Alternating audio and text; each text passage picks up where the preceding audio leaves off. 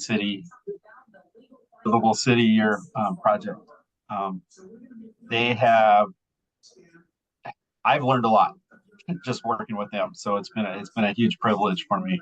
So I'll let them introduce themselves. Jennifer.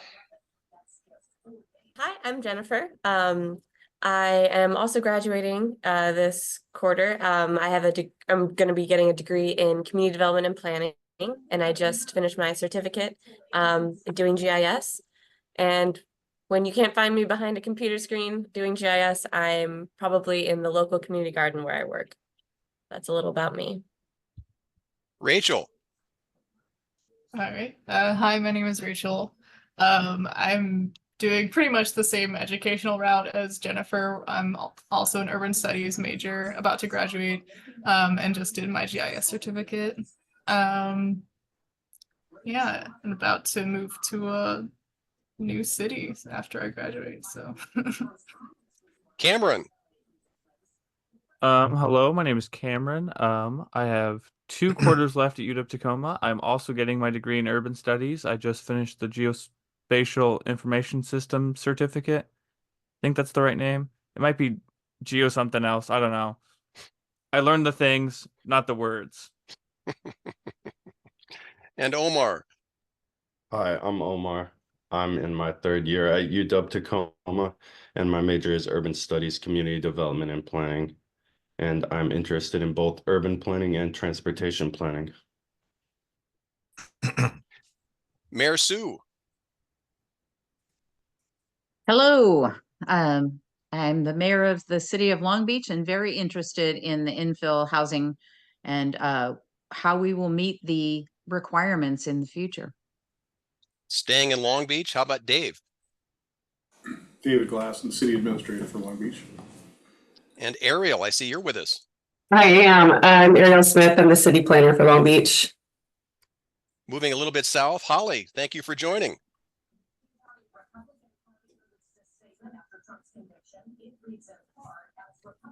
She's distracted. We'll come back. And Jovan from up north. Hi, everyone. Sorry I was off camera for just a second. Really excited to be here. I'm the executive director of the Willop Arbor Chamber of Commerce and city council for the city of Raymond. So this project's near and dear to my heart, looking at the future of our community. And I'm super excited to see the report. So, thanks. Darian from the county. Hi all, this is Darian Sheldon from Pacific County Health, and I manage our housing programs and do our 5-year homeless housing plan. And moving regionally, we have Jennifer Westerman with us. Thank you for joining, Jennifer. Hey Kelly, hi everybody. Jennifer Westerman. I'm the CEO of Housing Opportunities of Southwest Washington and Executive Director of Joint Pacific County Housing Authority, and just back from vacation, a little lagged.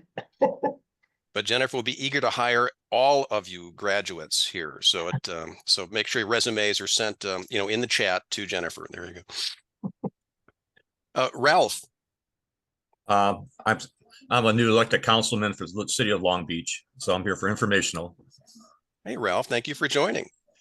And we have a Motorola Moto G Play.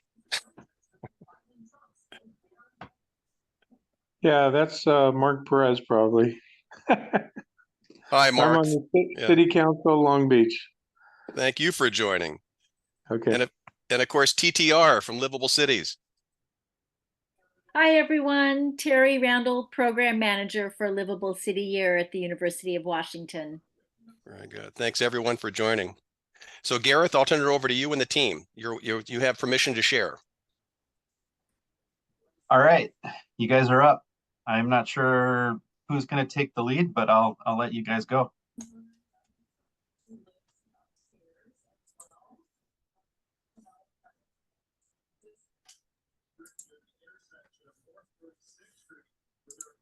Cameron, are you going to start?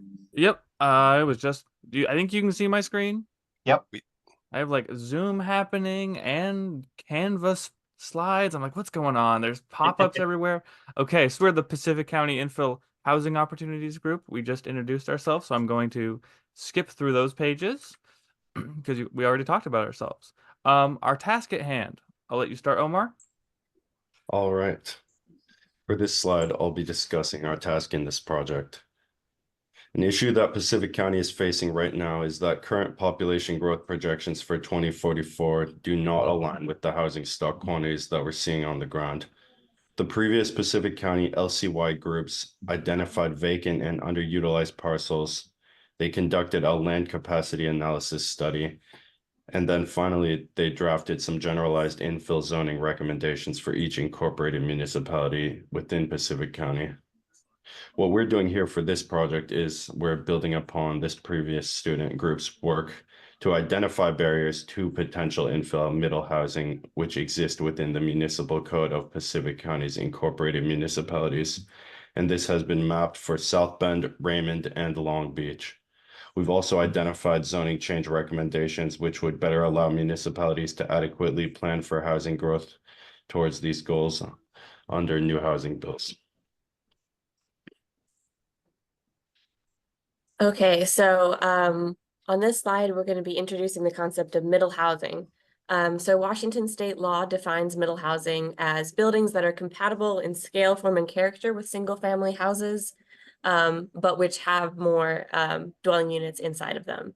So they are situated right in the middle of this scale between the detached single-family homes on the left and mid-rise on the far right. So these are the housing types we have kept in mind in trying to think of zoning recommendations that would promote opportunities to have these housing types within your municipalities.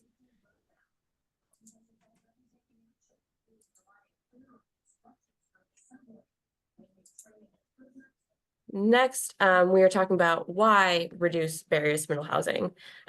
So some of these benefits include a more diverse housing stock and a range of choices for residents, which would invite a more diverse set of residents and to support more people living within the municipalities. Infill housing is also beneficial for economic growth of the city. Having more people living within the city limits contributes to the neighborhood cohesion and local economy. And additionally, infill development, rather than expanding the footprint of the city, is looking within the city limits, so creating more density where land is already developed. So it's a very sustainable form of development. All right. So I'll get into a little bit more context around the Washington state legislation, which adds to why we're talking about middle housing and infill housing in Pacific County. And these House bills are also some things that we'll go into a little bit more detail in our report as well. So first, I'll talk about House Bill 1220, which was an amendment to the Growth Management Act in 2021, and it changed the way that communities are required to plan for housing. So it was amended to plan for and accommodate housing affordable to all income levels, which is significantly enhanced the previous goal of simply encouraging affordable housing. It also gives the Washington Office of Financial Management the responsibility to allocate population and housing growth projections for each county that plans under the Growth Management Act. And then I'll go into these projections in the next slide. For House Bill 1337, this is a more recent bill passed in 2023 that actually requires all local governments planning under the Growth Management Act to allow at least 2 ADUs per lot within urban growth areas with some limitations. So it's a kind of a big bill for a lot of municipalities that plan under the GMA. And then some more guidance and resources will be in our report as well. But some of the more details around that include that the municipalities cannot set a minimum ADU size of less than 1,000 square feet. Some of this does also depend on stuff like environmental constraints and stuff like that.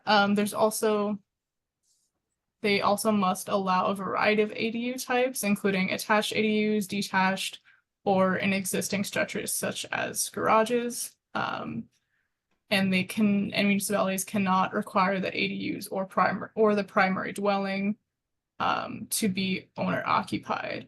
But that does not restrict municipalities from allowing, that doesn't mean that they can't restrict short-term rentals, like vacation rentals.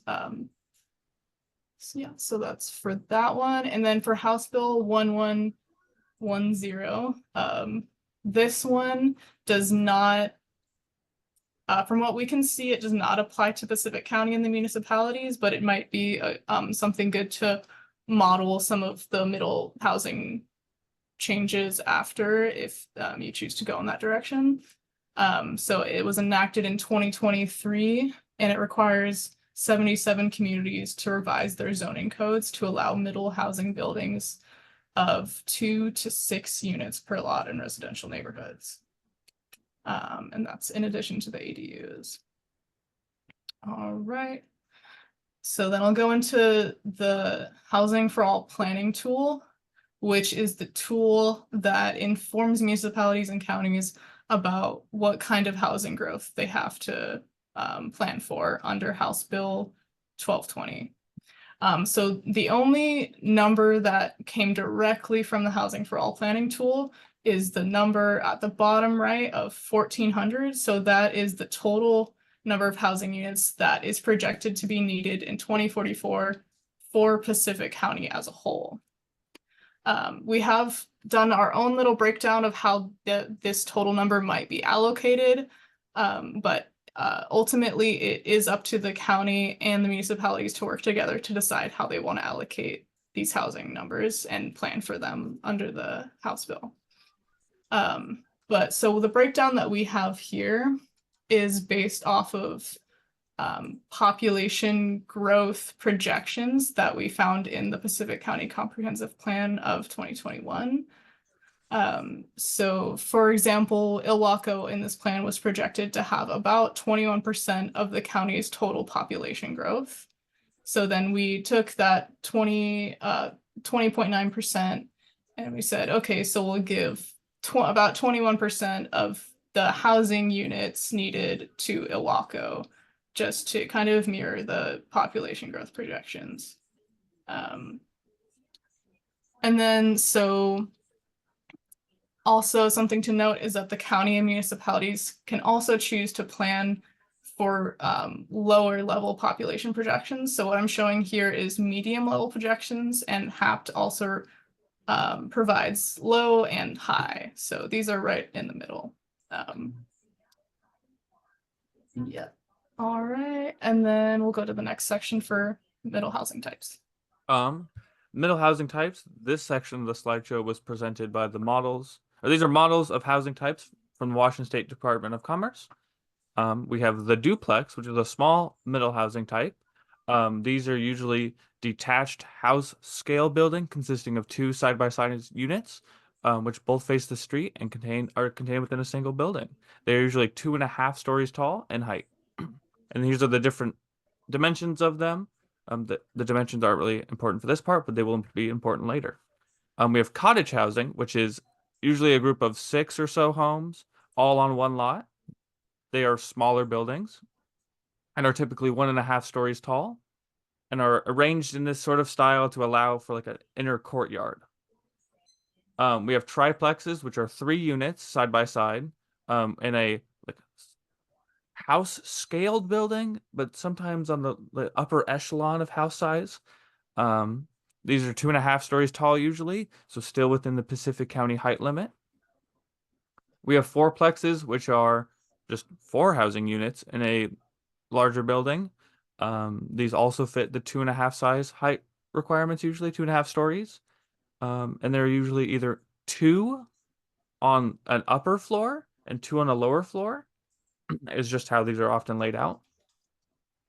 We have 5plexes, which are a medium to large sized detached house consisting of 5 units within a single building. They are usually under 2.5 stories in height. And most have like one entrance or two entrances, often facing the street. Sixplexes have 6 units and are a small to medium styled house. Also under that 2.5 stories in height. We have courtyard housing, and this is where it changes up a little bit. They have like a detached style, or they have these large styles on the right. The large style on the right is called Courtyard Housing 3. And it's actually not an option for Pacific County. It's too tall from the height limits based on the environmental concerns of like the ground shifting and moving.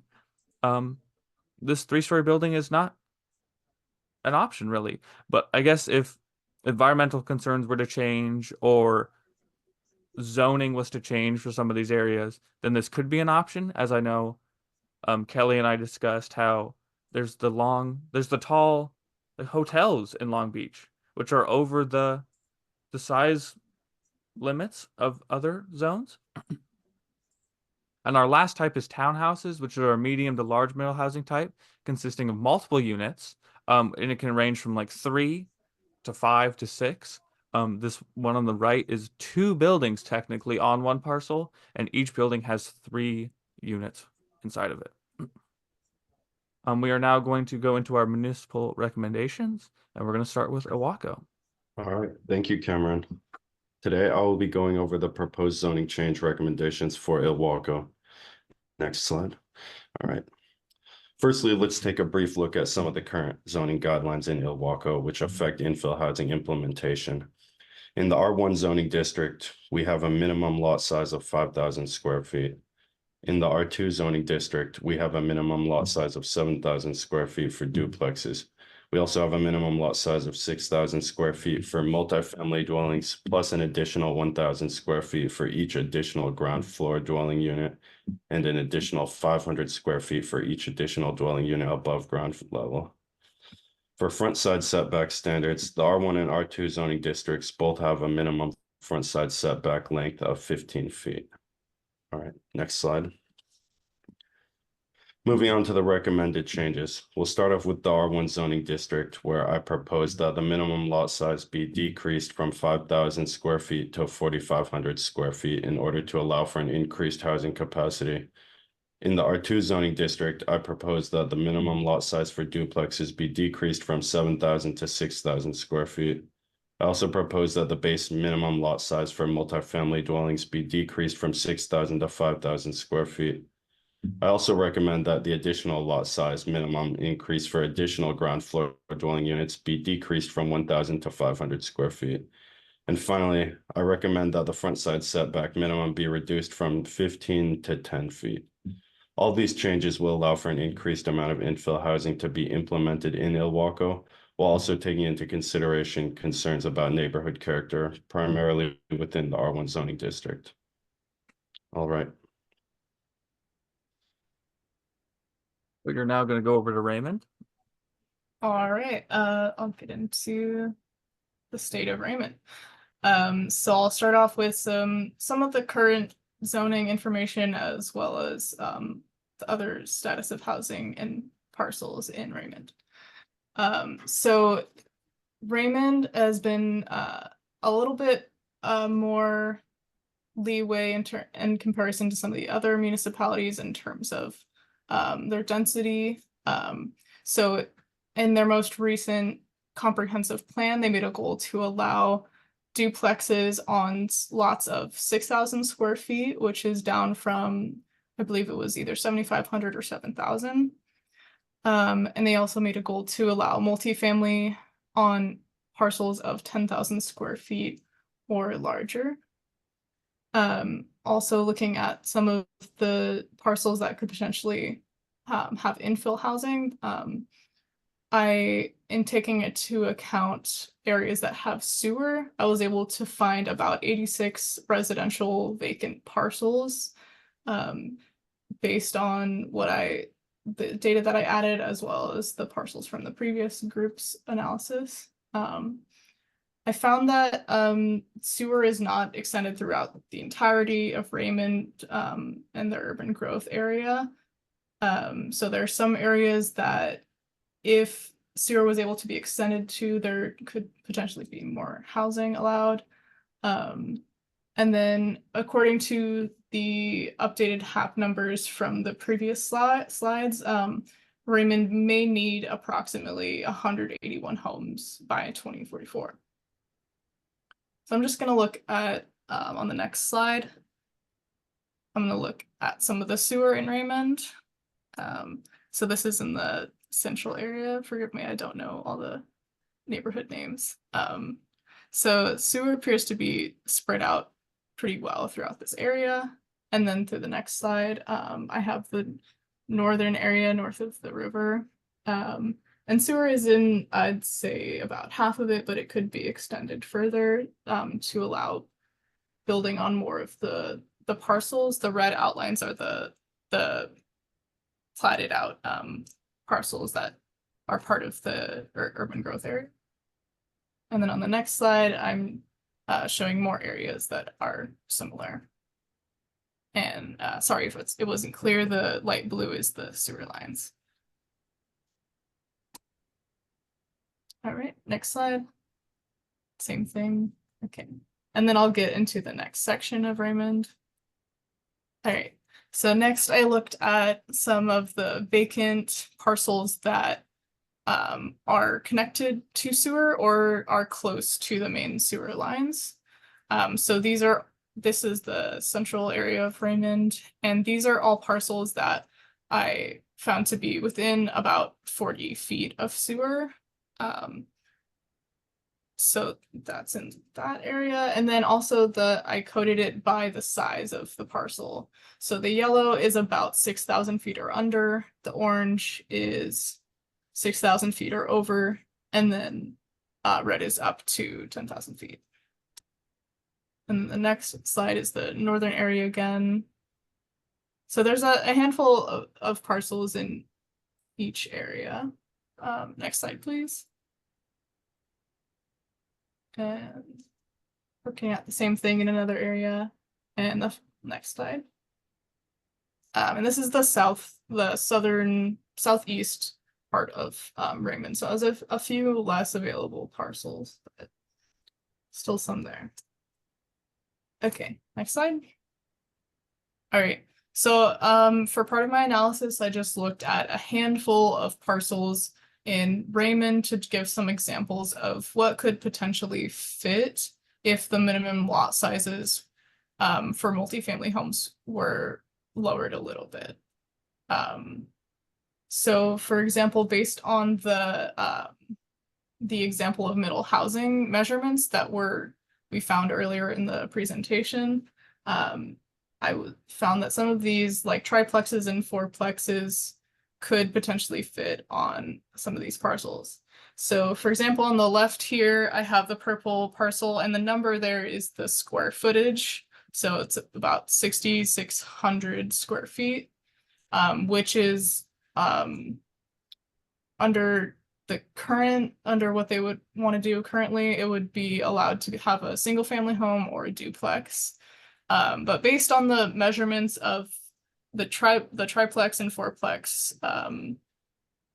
examples, I found that they could fit on that parcel. And that's including side setbacks and roughly the front and rear setbacks as well. And then on the parcel to the right, which is about 8,000 square feet, I found that you could fit up to a fourplex or even a townhouse if desired. Okay, next slide. All right, and this is in the northern area. I was looking at just one parcel over here that was about 8,000 square feet. And I found that it could fit a variety of sizes. So the 2 types of triplexes and then a few different types of fourplexes. All right, and then, so this is in the southwest area of Raymond. So these 2 smaller parcels, which are again about the size of what would fit a single family home or a duplex, could also fit triplexes or even fourplexes as well. All right, and then I'll get into some of my recommendations that I'm making, and I'll I will also get a little bit more detailed in my report, but so for zoning, I would recommend to explore allowing triplexes and possibly even fourplexes on parcels that are less than 10,000 square feet, as long as setbacks and height requirements are met. For setbacks, looking at some of the other municipalities in the county, I believe it was Long Beach and Ilwaco, you could reduce the front setback from what's currently 20 square feet to about 10 or 15 square feet to match some of the other municipalities and allow potentially a little bit more building area on there. And similarly, you could explore reducing the rear setbacks as well. Also, which will be required by House Bill 1337, I would recommend starting to look into updating the ordinances in Raymond to allowing up to 2 ADUs per lot. And then also looking into how you can extend utilities and roads and that sort of thing in order to allow and accommodate more housing in further areas of Raymond. So there's the CHIP grant, which is detailed on the Office of Financial Management website. It assists with utilities connection or covers the cost of connection fees, primarily for affordable housing developments and infill housing. And some of the conditions are setting up a sales and use tax for affordable housing, which could potentially also help go into a fund for building affordable housing as well, and have more housing in general. And this program also offers waivers for connection fees for affordable and infill housing. Let's see. And so a little bit more about affordability. So ADUs, like I mentioned, can also be a source of rentals that can be like a little bit lower market or even help house like family members, like people who are a little bit older and want to stay in their home. You can also look into things like deed restrictions. I heard people talking a little bit about sorry, I forgot the word for it, but organizations that would do like community land trusts. So something similar to that, or something that community land trusts do could be like a deed restriction based on income. So if someone wants to sell their house, they would have to sell it to someone with a certain income or with limited equity transfer built into the deed. And also if short-term rentals becomes more of an issue in this part of the county in Raymond, then you could also look into deed restrictions for short-term rentals. Okay, all right, and then I'll pass it off to South Bend. All right, so based on that earlier HAPT table that we showed about the population projections, we're projecting that South Bend will only be taking about 3.98% or about 56 homes by 2044. So while it's going to be likely experiencing growth on the smaller scale of the spectrum in terms of Pacific County, there are still barriers to infill housing that could be addressed to promote more opportunities for such. So I've identified several barriers to infill housing opportunities in South Bend in doing my research. The first one being new multifamily housing is not allowed in the downtown commercial district in South Bend. So clearly a recommendation would be to amend the code to allow for that. Another barrier is that minimum lot sizes in South Bend are really large and they're very prohibitive for middle infill housing types. So for example, it's the minimum lot size in South Bend is 11,600 square feet for a duplex and 20,000 square feet for a multifamily housing. And that is about 1.5 to 2 times the size of Raymond's. So for example, Raymond was looking to make their minimum lot size for duplex 6,000 square feet, whereas it's 11,600 in South Bend. and they have 10,000 square feet minimum lot size for their multifamily housing, whereas it's 20,000 in South Bend. So adjusting that accordingly would be a beneficial method of addressing that barrier to infill housing in South Bend. Additionally, the maximum lot coverage of 65%, we've demonstrated that to be restrictive in a map I will show in just a moment. And similarly to Raymond, the sewer is not extended to many of the vacant lots that we've identified. And so extending that sewer would allow for more new development to be occurring. And there are some recommendations for grants that we will outline in our paper. And one of them, so Rachel mentioned the CHIP grants. There's also the USDA Rural Development Water and Waste Disposal Loan and Grant Program. So that's for rural areas with populations of 10,000 or less. So some of the municipalities in Pacific County would fall under that potentially. So I'm now going to go into some of the maps that I've made. The first map is I'm delineating the 8 vacant parcels that are in the downtown commercial district for South Bend. This is from the 144 vacant parcels that the previous LCY group identified for us. And so the key takeaway from this map, so those vacant downtown commercial parcels are in the light blue. The key takeaway is that they exist and they are not able to be developed on with middle infill housing at the moment. So they're a missed opportunity essentially right now. The next map, please. This is a parcel analysis broken up by area sizes into the sections of the minimum lot requirements in the current South Bend zoning code. So the first section is for the parcels with the area size up to 8,700 square feet. So that's below even what a single family home could house in South Bend. So there are 59 parcels that are too small for even a single family. And then the next category is 8,700 to 11,600. So that would be able to house single family homes. And there are 18 that could fit that. Then 11,600 till 19,999. Those are parcels that will be able to have a duplex. And we see that 38 could fit of these vacant parcels. And then the final category is the 20,000 plus. And so those are parcels that are eligible to house a multifamily housing unit in South Bend. So the key takeaway from this is that there are many parcels that are size-wise large enough to fit these MMI types. The next slide, please.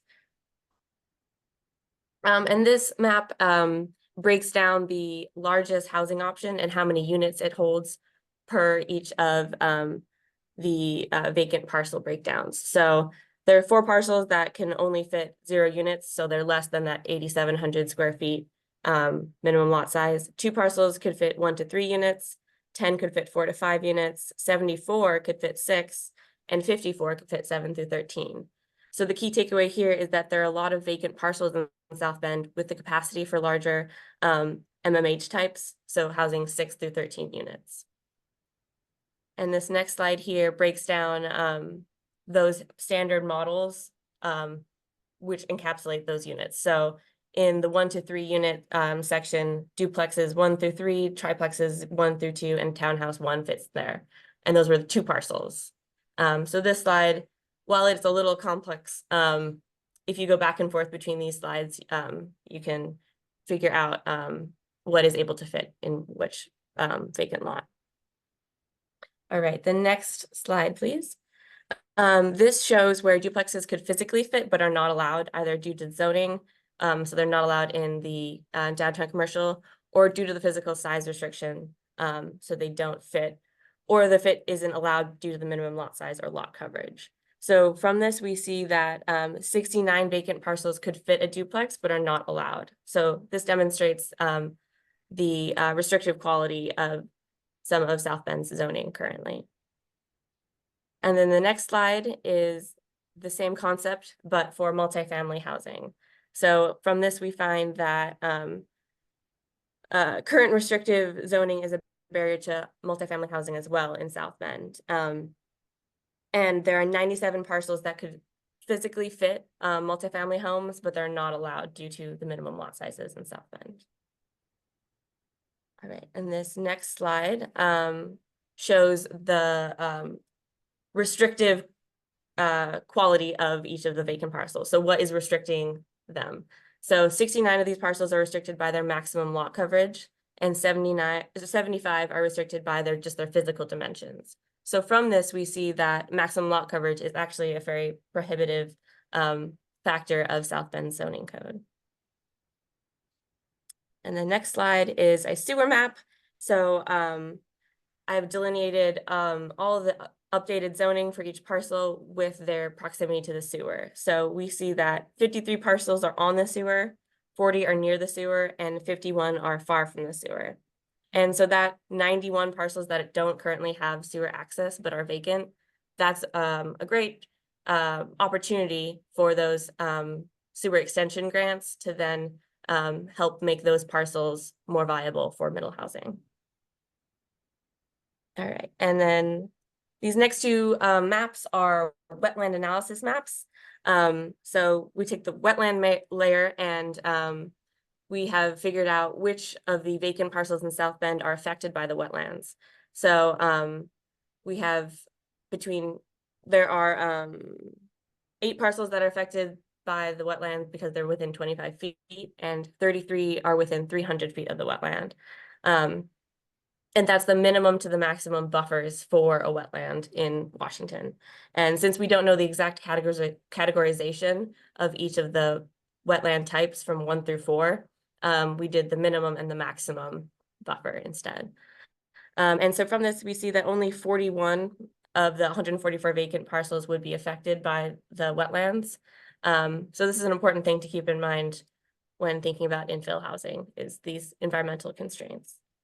And the next map is the same thing, but with the wetland types included here. All right, and the final 2 maps go together. These are the 25 parcels that I've identified out of the 144 that are able to be merged. So they share a boundary with an adjacent parcel. And so in this next slide, I have them merged here. And so these are parcels that could then, being merged, allow for more middle housing in this merged version, essentially. All right, and so my recommendations to address these barriers in South Bend, the first one being decreasing the minimum lot sizes, so looking to Raymond and the Washington Department of Commerce standard minimum lot sizes from that table. We also recommend that South Bend extend sewer, and we will recommend some grants to do so with. Increasing the maximum lot coverage is also another recommendation for South Bend, as we saw that was restrictive in one of the maps. Similar to Raymond, decreasing some of the front setbacks and other setbacks in South Bend would allow for more buildable parcel area and thus more middle housing types. Additionally, allowing new multifamily housing in the downtown commercial district, as I mentioned. An example of a city who has done so, made this change, is Sisters, Oregon. They've done the similar amendment. And a final recommendation would be to increase the minimum ADU size, which is currently at 500 feet, which is a very small ADU. So it could be extended up to 1,000 or 1,200 square feet, are large maximum ADU sizes that I've seen in different municipalities. And if it were 1,200 square feet, for example, as Eastham, Massachusetts does, that would allow it to be a dwelling unit for 2 people. So that would automatically double the ADU housing capacity in the town by doing so. All right, and finally, here are some additional future considerations that go hand in hand with this. So one thing is updating the GIS map for South Bend's new zoning. It was changed in 2017, but the actual GIS layers still have it with the previous zoning. So I georeferenced a TIFF image of the zoning map in order to do my analysis, but an actual layer in GIS of the new zoning would need to still be created.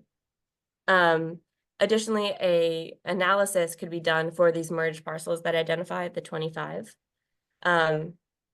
Also, a wetland analysis that is appropriate to each of the different categories of wetland type and buffer would be helpful to actually know, rather than a 25 to 300 foot buffer, to know the exact type for each wetland and how it affects the vacant parcels in South Bend. Additionally, there is a concept called form-based code, which some municipalities have started adapting. And it's a zoning regulation that prioritizes the physical form and design of buildings and public spaces over the land use. So it creates very cohesive, pleasing urban development, essentially. And a city that's successfully done this is Miami, Florida, through its Miami 21 zoning code. So I'm going to outline that in the report. And finally, one way to go about some of these zoning recommendations, incorporating them, is doing a floating or an overlay zone instead of just physically going in and amending zoning code itself for the entire zone. You can do an overlay or floating zone on top, which is a more flexible way to incorporate some different regulations. And I will now pass it off to Long Beach. Okay. So I started with wanting to know just what everything was zoned. I have the vacant parcels from the previous group, and so I just made a map going, okay, what zone is it? Put a color on it, put it on a map, just to figure out what are my options. From this, I broke down all the zones, and I looked at what's the allowed housing type in that zone. We got some zones that don't allow it. We got some zones that allow a quadplex, a single-family home, duplex and lower. And then hotels and motels, I think, counts as a housing type, because we have like housing types that are supporting like tourism. And so like I guess that counted as a home. And so my thought process behind that was, well, if it's a home over the weekend, you could turn it, some of the units into like, you could rent them out as like long time. And these parcels are these blue ones on the left, and they are zoned as shoreline resort restricted.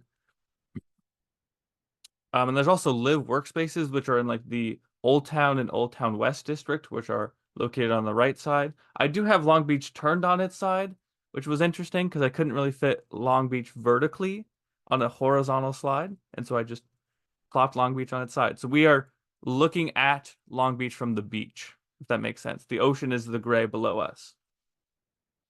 This is comparing the parcel size, the length and widths, which were created from using Calculate Metrics, which is a tool in the mapping program to figure out just the size of the physical parcel. And then I compared those to the middle housing types that the Washington State Department of Commerce created. And so I just said, does it fit? Does the length meet the length of the parcel? Is it greater than the length of the housing type? And is the width greater? Just to see, like, yes or no. And so from this, we have some parcels that don't. There is no housing type based on that analysis that will fit in that parcel. We have some that can fit a duplex, a triplex, a sixplex, and then the 13 units from the courtyard housing. And usually if it meets a larger housing type, it will meet all the ones below it. This is just to see what can fit versus what allowed. What does the zoning say? And what did that previous map have to tell me? We have parcels that will fit larger than a duplex, but just aren't allowed to fit a duplex. We have ones that can fit larger than a live workspace, but are just not allowed. We have ones that can fit any housing type, multiple housing types that are not allowed. We have some that can fit quadplex or larger, but are zoned for just quadplex and lower. This is doing lot coverage. So it is taking the square area of the parcel and then timesing it on that zone's maximum lot coverage. This creates just the metaphorical maximum amount of space that can be covered on that parcel based on like buildings. So this map shows that like some can fit a quadplex, a sixplex, or the 13 units, just based on does the coverage amount have enough area to fit a housing type. Not does the length and width match to fit, just does the area number fit. This is a combination of the previous idea as well as the length and width, just to see a combination of both of them. If it met one of them, then what would it fit? And what was the highest capacity that a parcel could have? So a lot of them can have a duplex. That's fine. Well, how do I get the most bang for my area, the bang for my buck situation?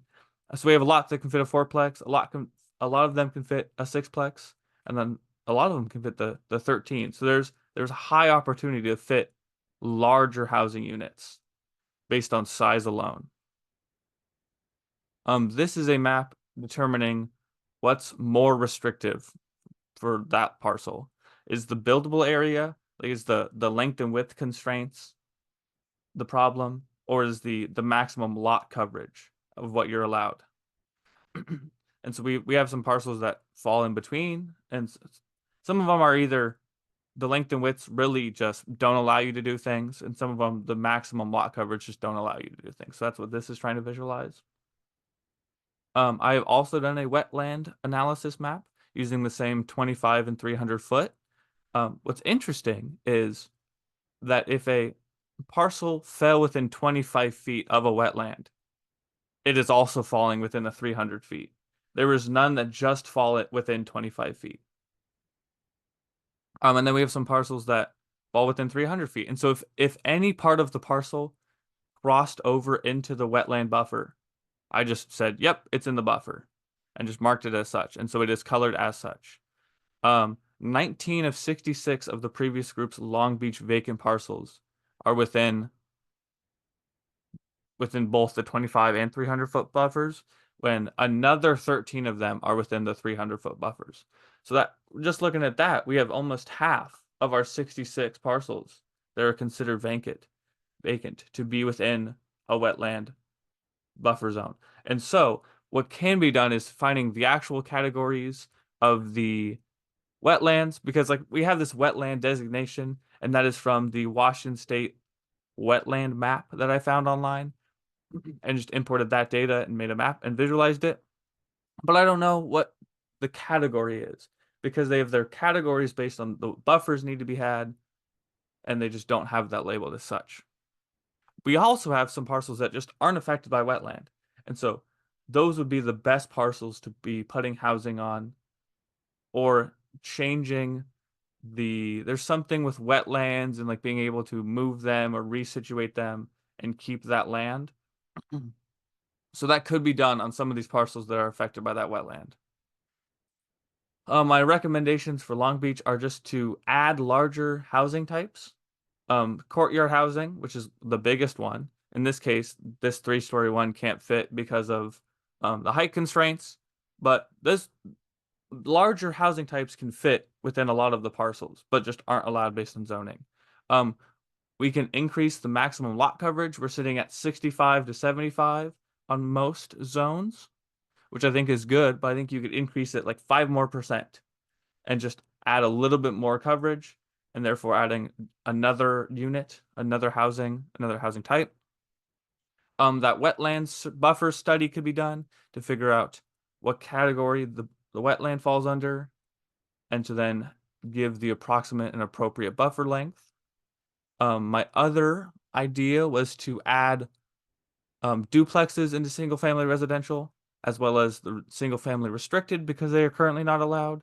To allow triplexes, which within the 2-family residential and 2-family restricted zoning, as well as add 5plexes and 6plexes into the multifamily and multifamily restricted, because those are currently capped at quadplexes. Now I'm going to open the floor to any questions, if anybody has any, and I can go back to the appropriate slide if you wish. I do have a question. In our current shoreline and recreational areas, long-term housing is not allowed, and Ariel will correct me on this because I always get these things a little wrong. But were those kinds of restrictions considered when you looked at your total housing availability? I did see the shoreline ones. You're talking about like the shoreline 1, shoreline 2 zoning. Yeah, and I don't know if Ariel's able to jump in and save me on this one, or David. I'm here. Thank you. Yeah, bail me out. You know what I'm talking about. So S1 and S2, yeah, single family and two family. He was focused more on the S3, S3R, which is resort only, vacation rental only, not allowing for long-term housing. Exactly. And that's what I'm saying is that takes a bunch more of the possible housing you were showing off of the availability unless we make changes. Correct.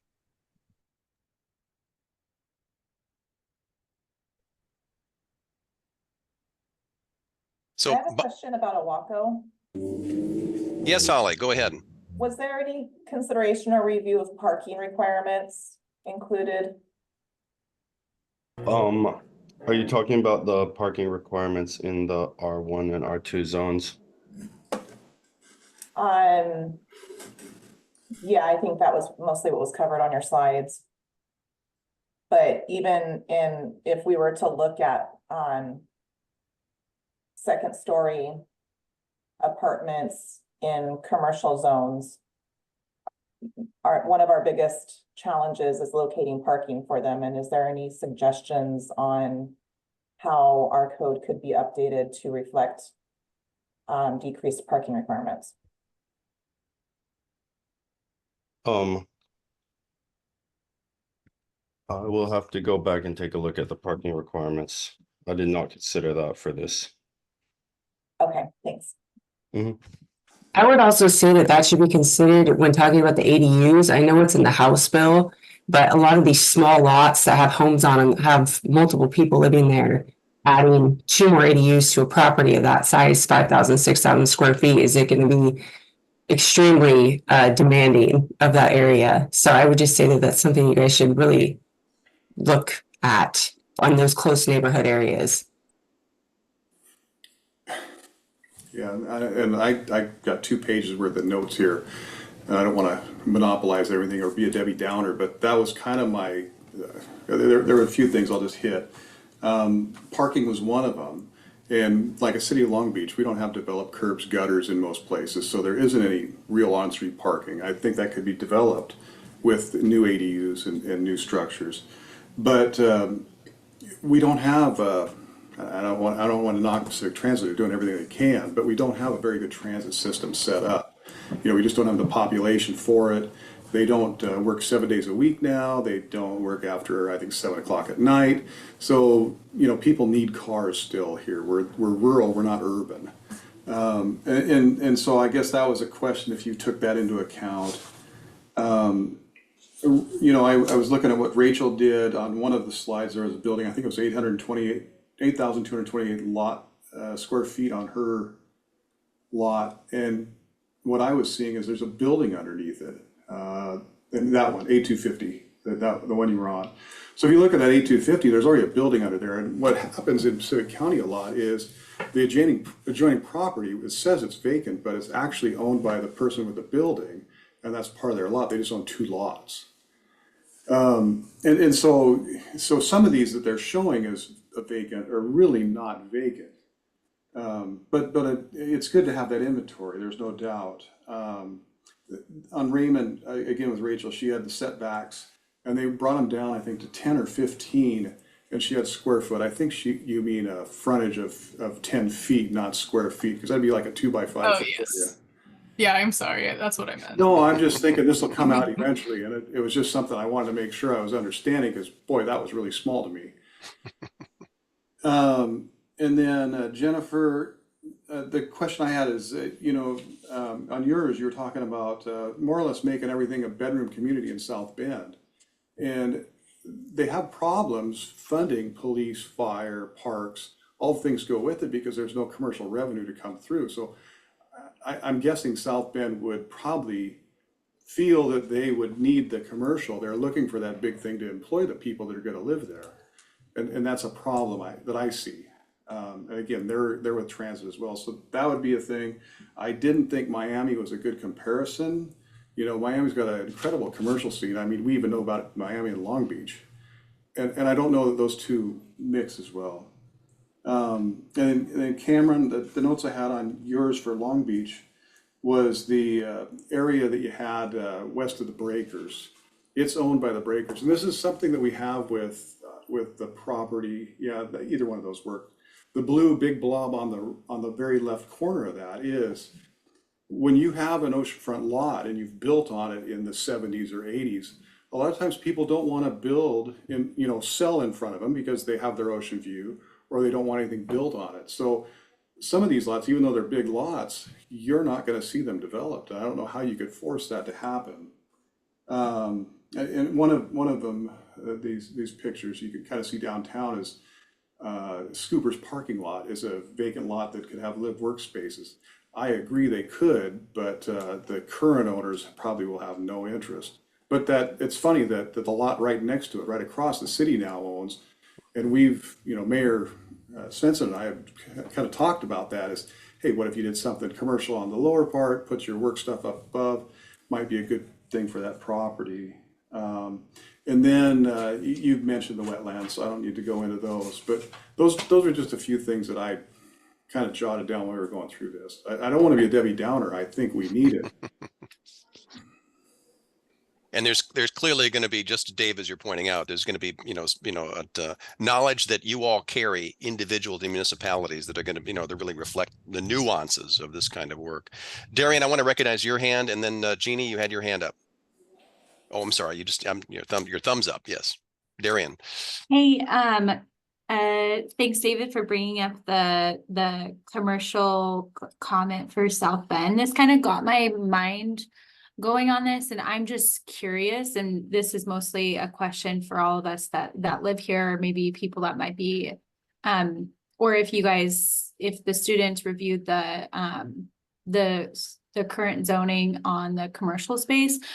One thing that I've learned about Ilwaco that I think is really interesting, and I think Long Beach does it too, is in the commercial area, they will allow apartments up above, or like the commercial space has to be the front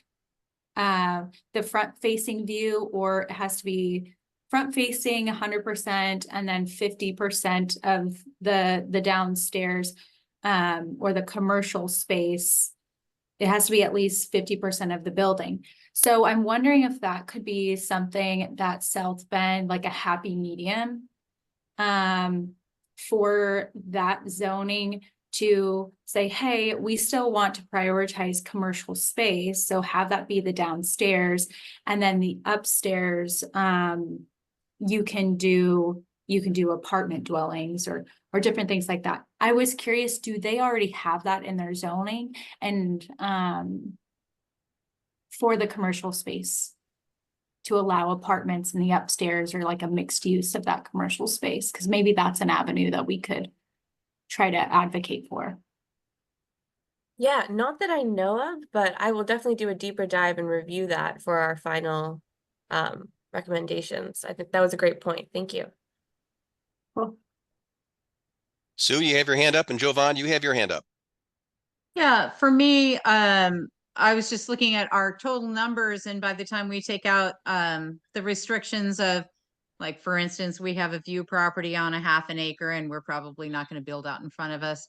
And the resorts, I don't know that we have enough land left to meet the requirements. And that leaves us with a conundrum. And that's a very good point, Sue, that was brought up early on, is that we, county plus municipalities, are going to have to wrestle with that overall number, that 1,400 of units that GMA is expecting us to plan for. We're going to have to sort that out. So it'll be an interesting game of poker, right? And so Sue, I believe you're raising the first ante, right? Saying no more room in Long Beach. Jovan, I want to recognize you. Yeah, I just wanted to say that from the work that was done on the Raymond end, sorry, I have a crappy internet connection, so I don't want to drop the call. For what you have evaluated for the Raymond recommendations, I do think I would love to see, and I'm sure it's probably in the report, but we also have kind of that parking requirement thing that has prevented a lot of development opportunities. So I wonder how that would impact the overall mapping of that. But overall, like, I just have to say, honestly, I'm super impressed. This is such workable information for us. And you guys have done just such an incredible job making it easy for me to grasp where the potential maneuvers are. So I just wanted to say that I personally am extremely impressed by this presentation and honored to have been able to be here to see this. I think it's great work, and I'm excited to see your final reports. But I would like to see some of the parking issues kind of come into that conversation. Just what best recommendations, or if there's other samples of how cities have dealt with that. I'd love to see something like that. I'd like to also say great job on doing what I think Kelly and my primary goal was, and probably Darian's, which is to get some visual representations that can stimulate the conversation. And the work that you did, it may not be it may not be totally complete, it may not be totally accurate. That's okay. We have to have a starting place. And so one of the things that I think would be great is if we could also just have the maps, or if you could tell us what mapping software you used, because maybe we might want to play with them a little more. I'm really glad that people were able to understand what you were saying well enough to be able to ask great questions and start good conversation that has to happen on something that is going to be a struggle. Darian, you're next. Hey, I just realized I'm late for my next meeting, but just real quickly, thank you guys very much. I love the recommendations because it really does help us with these conversations to see what ideas are workable and what ideas we can't use. I am curious, I noticed that in a couple of them, and this is just a question to the group, whoever knows, that 6,000 square feet was picked in a couple of our municipalities for minimum lot sizes. And I'm curious if there's a reasoning for that, if that was like, we know that 6,000 square feet is like the smallest that we could do based on restrictions, or if it was well, they did it and it's reasonable, so maybe we can go down to 6,000 as well. I thought that was interesting, the commonality between, I think, Raymond and Owaco. I wanted to echo that comment and hoping that it shows up in the final report, right? In terms of the specific recommendations you're making regarding density and setbacks and so forth, to make it clear, are these indeed common or commonly being adopted or future wise being projected as to the norm that should be? I'm sorry, I cut somebody off on that. That's just me. I can give some insight to at least Raymond's side of it. The lot size recommendations for zoning were made based on recommendations from the consultancy that we use to evaluate our comprehensive plan update. And now that we're going into the environmental plan update, there was already conversation about, and I think Rebecca Chafee had presented it at some point, about like, do we have to have this size of a lot for our set? Can we go smaller? Can we go larger? Those kind of conversations. But I believe it was just on the recommendation of our consultancy. We spent about 5 hours going over that that programming, and his big thing was like, this would give you density without and meet the minimum requirements. But obviously, based on your recommendations and some of the things that you guys highlighted, it's obviously a little bit restrictive. So I definitely think it's something that is a workable conversation to have at our city level.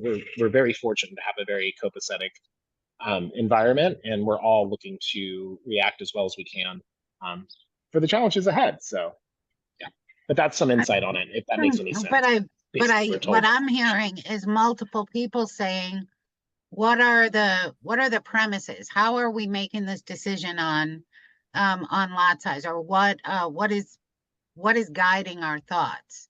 And like, what is the reasoning as to choosing A over B? And David has his hand up, so maybe he knows. Yeah, Long Beach was predominantly platted at 5,000 square foot lots. I bet 50 50 to 70% of our lots are 5,000 square feet. And when we did the zoning in 1991, we made the minimum 6,000 square feet, except for commercial, which we actually dropped, I think, to 2,500 square feet downtown to allow for more smaller shops to have variety. But the 6,000 square foot on the housing was, they didn't want small houses. They wanted big McMansions before they were a thing. You know, we wanted to have a high value oceanfront place that brought taxes in to help support the city. And that's why we did it. But I can see now there's an issue. Gareth, any wrap-up comments you want to make on behalf of the group and the project?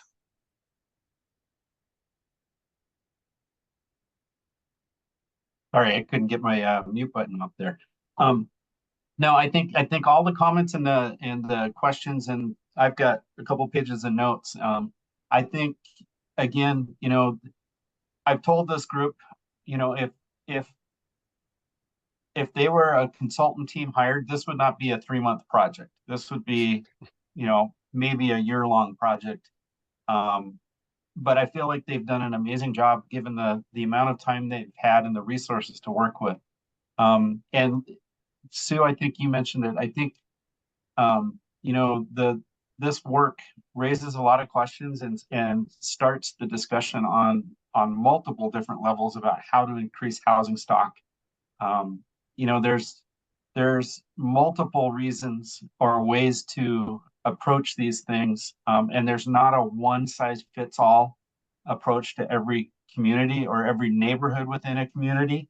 So this is really, you know, just the beginning.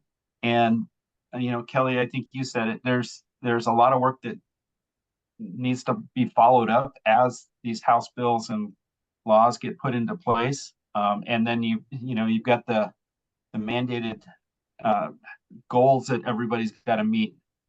Obviously, those are goals, and the state's going to want and push jurisdictions as much as they can to get to those goals.